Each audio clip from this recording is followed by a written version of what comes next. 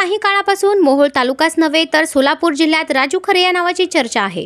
अनाथांचा नाथ बनलेल्या या राजू खरे यांच्याकडे मोहोळची जनता मोठ्या आशेने पाहत आहे। कसलीही सत्ता नसताना हा माणूस पण जपत दिनदुबल्यांचे अश्रू पुसत आहे। अर्थातच लोक त्यांना मोहोळचे भावी आमदार म्हणून ओळखू लागले आहेत। अहंकाराच्या राजकारणात गुदमरून गेलेली मोहोळची जनता आता राजू खरे यांच्याकडे आस लावून बसली आहे। मुळात तसे साधेपण जपणारे आणि सरळ मार्गाने वाटचाल करणारे राजू खरे, कष्टात गेलेलं बालपण, पण आज मोहोळच्या जनतेच्या ओठावर नाव आहे ते फक्त आणि फक्त राजू खरे। त्यांच्या नावाचा महिमा ऐकून सोलापूर लोकसभा मतदारसंघातील उमेदवार प्रणिती शिंदे या त्यांच्या भेटीला आल्या। गोपाळपूर येथील फार्म हाऊसवर शिंदे यांनी खरे यांची भेट घेतली। हरणाच्या बेंबीत कस्तुरी असते पण त्याला त्याची जाणीव नसते, असेच हे काहीतरी। राजू खरे यांच्या कर्तृत्वाचा सुगंध प्रणिती शिंदे यांच्यापर्यंत पोहोचला आणि प्रणिती शिंदे गोपाळपूर येथे दाखल झाल्या। अर्थात प्रणिती शिंदे यांची ही करेक्ट नीती, राजकीय अनुभवाची मोठी शिदोरी त्यांच्या गाठीशी आहे, त्यामुळे त्यांची ही दिशा देखील अचूक ठरली। वास्तविक पाहता प्रणिती शिंदे यांच्याही आधी हे भाजप उमेदवार राम सातपुते यांना सुचायला हवं होतं।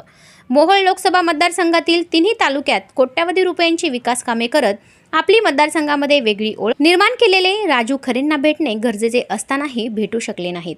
हेच हेरून आमदार प्रणिती शिंदे यांना राजू खरे यांच्याबाबत लोकांमध्ये असलेली चर्चा पाहून प्रणिती शिंदे यांनी राजू खरे यांच्या भेटीला आल्या। याला म्हणतात दूरदृष्टी आणि हिऱ्याची पारख असलेले रत्नपारखी। जेव्हा आकाश धरणीला भेटायला येतं अशा वेळी क्षितिजावर मंगल स्वर आणि सूर ऐकू येणारच ना। नावात राम आणि फुकट गाळतोय घाम असा प्रकार काय कामाचा।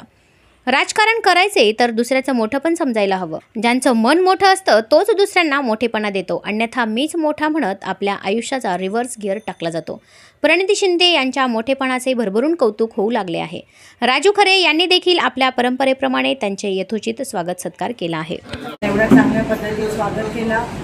आपण तुम्हाला माहिती आहे की मी ही निवडणूक लोकसभेची लढत आहे, चळवळीचे सगळे आहेत। आपल्याला संविधान वाचवण्यासाठी, लोकशाही वाचवण्यासाठी जो उमेदवार आणि जो पक्ष लोकशाही वाचवण्यासाठी काम करेल आपण सगळ्यांनी त्याच उमेदवाराला साथ द्याल अशी मी आशा बाळगते। कारण का जे सत्ताधारी आहेत ते उलट संविधान बदलण्याचं कट कारस्थान करत आहेत।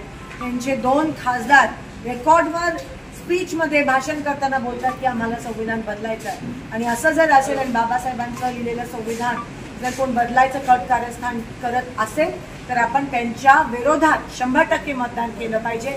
एवढीच एक तुमची बहीण आणि तुमची लेक म्हणून या ठिकाणी मी तुम्हाला सांगते, आपण मला साथ देतच आहात त्याबद्दल मनापासून आभार।